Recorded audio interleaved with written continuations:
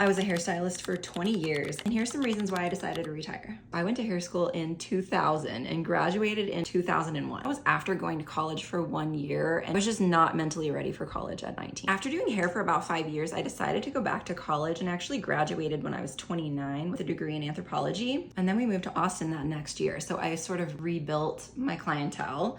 And it's funny because after we got there, I was like, I would never do this again because it's so hard to get to know people again and like have people trust you and have like a full schedule and stuff like that. I always love doing hair because I'm a creative person and I really like change and like a flow throughout the day. I don't think I could sit still at a desk for very long. Sorry, I just wanted to give you guys a little bit of a backstory first. I found a really cute salon to work at in Austin. I worked there for about 4 years. And around that time, I think after having my first baby was when I started having feelings about like backing off a little bit. It was starting to take a toll on my mental and my body just in general. Like I would think about the next day before I go to bed or in the middle of the night.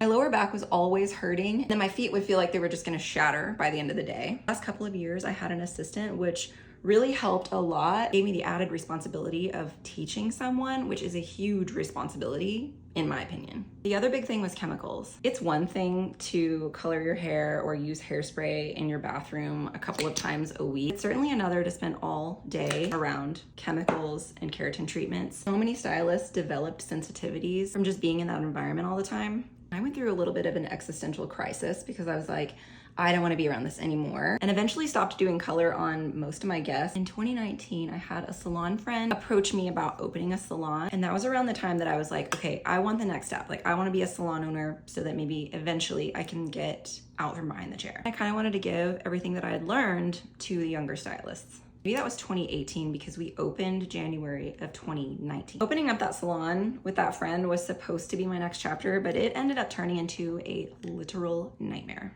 Her boyfriend ended up taking on so many of the decisions that we had already talked about. We were gonna go with modern, light blue, natural woods and stuff like that. Like that's what we had on the Pinterest board, but he ended up going with purple and black. I swear to you, it looked like Halloween. It was toxic, a very controlling environment, and I felt trapped. I felt like I was physically just going to like perish. I talked to a couple of attorneys and they both advised me to just walk away. I lost so much money, a lot of sleep. I eventually gained my sanity back. I didn't know what my next step was gonna be. So I moved into a salon suite with my friend, and then the pandemic happened. I got pregnant during the pandemic. I started to feel like the only thing that I did enjoy about doing hair was just seeing my clients because I made friends with them. Like I loved them. I knew everything about their lives and their families, and we had connections, and I dreaded the act of doing the hair. Oh my gosh, I left one part of my whole story out. In 2021, started a small business and it was eco-friendly salon capes, which was super fun. I got to meet JVN. He ordered a bunch of capes for us. We were on Queer Eye.